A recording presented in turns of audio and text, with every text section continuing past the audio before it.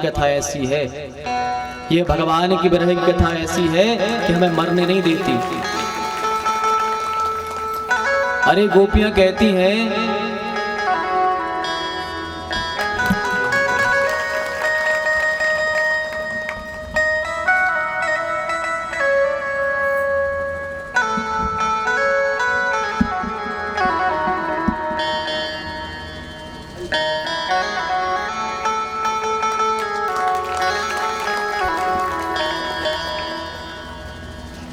गोपियां कहती है नाथ, ये बड़े बड़े जो महात्मा हैं बड़ी बड़ी जटाएं रखाते हैं, सब घर बाट छोड़ जाते हैं आपके प्रेम के पीछे, उनको जिंदा कौन रखे है? बोले उनको जिंदा आपकी कथा ही तो रखे है।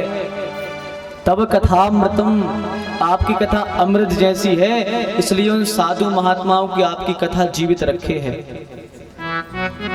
हम तो मरना चाहती हैं पर आपकी कथा हमें मरने नहीं देती। गोपियां विरह में रो रही हैं। हम चाहें तो प्राण अभी निकल जाए पर निगोड़े ये निकलते नहीं है। शरीर का अंत हो जाए पर क्या करें, ये प्राण निकलते ही नहीं है। रुदन कर रही हैं गोपियां सब मिल करके। गोपियों की इस मनोभावना को देख करके भगवान कृष्ण बड़े प्रसन्न भये। गोपियां कहती हैं आप कहोगे कि तुमने छोड़ा क्या है?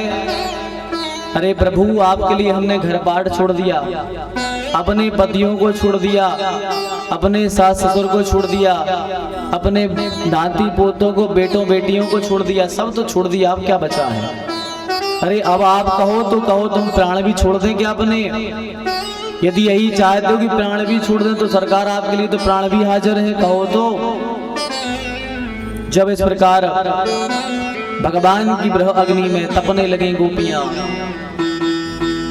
जब अग्नि जलती है,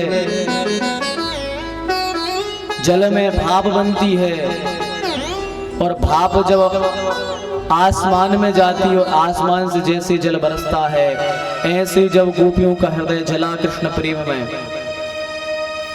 प्रेम में जब कृष्ण गए, प्रेम में जब हृदय जला तो आंखों से भाप बन करके आंसू बहने लगे। जब आंसू बहने लगे तो अब भगवान भी कहाँ रह जाते। भगवान भी इतने कठोर थोड़ी है कि अब भगवान उनके प्राण को निकाल दें। तो करोड़ों कामदेवों के मान को मर्दन करने वाले भगवान श्री कृष्ण पीतांबर धारण करते हुए जैसे दो बिजलियां कड़के, दो बादल टकराते हैं और उनके टकराने से जब बिजली प्रकट होती है और जो उसका प्रकाश होता है वैसा प्रकाश के समान जैसे सूर्य में कांति होती है, भगवान ऐसा पीतांबर धारण करके हजारों करोड़ों कामदेवों के मान को मर्दन करने वाले भगवान आनंद कंद समस्त गोपियों के बीच में प्रकट हो गए। बोलिए आनंद कंद बालकृष्ण लाल की जय हो। भगवान जब प्रसन्न हो गए, प्रकट हो गए, सब गोपियों ने ठाकुर जी को घेर लिया। चारों तरफ से ठाकुर जी ने घेर लिया। एक ने ठाकुर जी का हाथ पकड़ लिया, एक ने ठाकुर जी के पैरों को पकड़ लिया। अब एक गोपी तिरछी निगाहों से ठाकुर जी को देख रही थी। भगवान ने कहा गोपी ऐसे क्यों देख रही हो, खा लोगी क्या हमें? क्या बात है, ऐसी क्यों देख रही हो? तो प्रश्न कर दिए ठाकुर जी, एक बात बताओ, जो व्यक्ति एक दूसरा व्यक्ति एक व्यक्ति से प्रेम करे और वह भी उससे प्रेम करे, आप उसको प्रेमी कहोगे? या एक व्यक्ति दूसरे से प्रेम करे पर वो प्रेम ना करे सामने वाला, उसे क्या कहोगे? जो बिना कारण के प्रेम करे उसे क्या कहोगे आप? अरे हम आपसे प्रेम करती हैं, हमने सब कुछ आपके लिए छोड़ दिया और आप हमको छोड़ के चले गए। आपको थोड़ा बहुत तो सोचना था हमारे बारे में।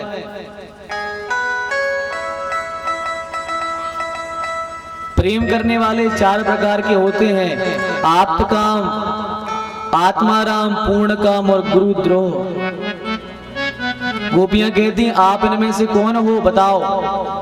आत्माराम वो होते हैं जो आत्मा में भगवान का रमण करते हैं, कि कोई भी उनसे प्रेम करता रहे उन्हें मतलब नहीं, क्योंकि वो तो भगवान से प्रेम करते हैं, वो तो आत्माराम है। तो प्रभु आप तो आत्माराम भी नहीं हो। आप्त काम वो होते हैं जो प्रेम करने वाले से प्रेम नहीं करता।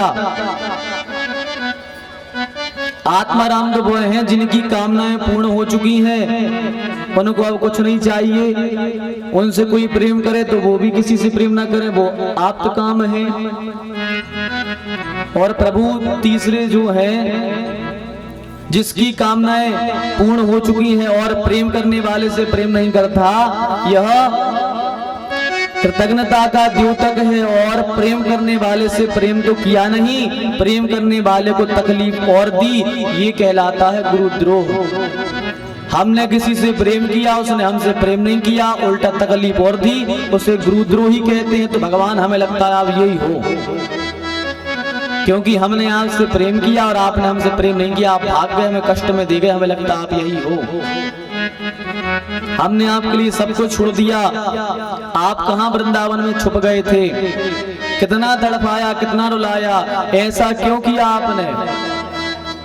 गोविंद बोले देवियों, किसी निर्धन व्यक्ति को धन मिल जाए और वो धन अकस्मात नष्ट हो जाए तो वह व्यक्ति उस धन को पाने की फिर से लालसा रखता है। ऐसे ही उसी प्रकार मैं जीवों को अपने सम्मुख बुला लेता हूँ और अंतर्धान हो जाता हूँ, ताकि थोड़ा बहुत भी मन मुझ में तो लग जाए, उसका थोड़ा बहुत मन हम में लग जाए, मुझे पाने का प्रयास करे।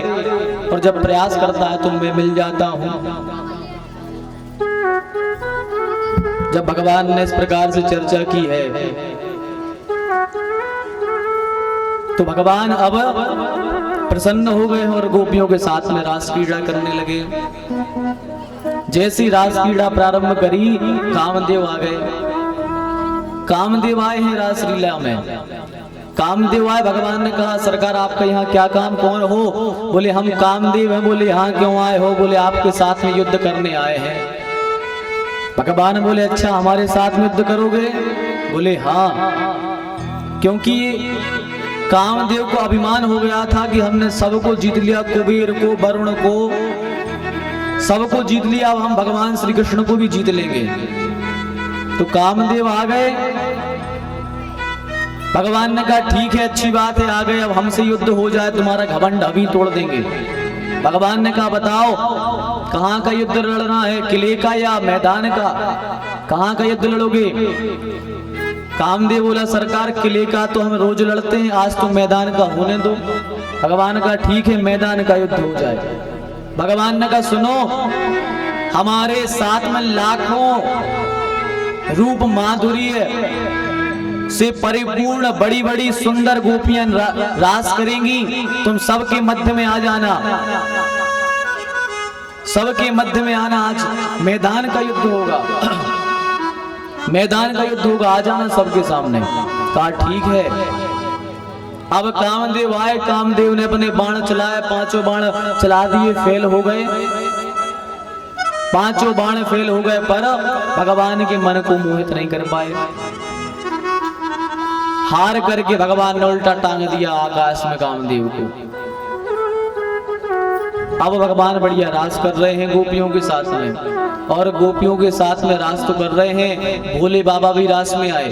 पार्वती जी जा रही थी, भोलेनाथ ने कहा कहाँ जा रहे हैं। बोले ठाकुर जी का रास हो रहा है, वहां जा रहे हैं। कहा हम भी चलेंगे। भोले बाबा आए, गोपियों से कहा मैं अंदर जाने दो। गोपियां बोली नहीं, पुरुषों का मना है, वहां नहीं जा सकते। बोले फिर, बोले प्रेम रूपी सरोवर में नहाओ, जब जा करके आप रास में प्रवेश कर सकते हो। जैसे ही भोले बाबा ने प्रेम रूपी सरोवर में स्नान किया और निकले तो क्या हुआ कि उनका गोपी भाव बन गया और गोपेश्वर के रूप में प्रकट हो गए। बोलिए गोपेश्वर महादेव की जय हो। गोपेश्वर आए हैं। अब ठाकुर जी बहुत सुंदर यमुना जी के तट पर रास कर रहे हैं। सब नाच रहे हैं। कैसे नाच रहे हैं। राधा नाचे, राधा नाचे कृष्ण नाचे नाचे गोपी जन, राधा नाचे कृष्ण नाचे नाचे गोपी जन, मन मेरो बन गयो सफीरी पावन वृंदावन, बन गयो सफीरी पावन वृंदावन, मन मेरो बन गयो सफीरी पावन वृंदावन, मन मेरो बन गयो सफीरी पावन वृंदावन। रास रचो है, रास रचो है, वृंदावन हरि रास रचो है, रास रचो है, रास रचो है, रास रचो है, रास रचो है, वृंदावन हरि रास रचो है।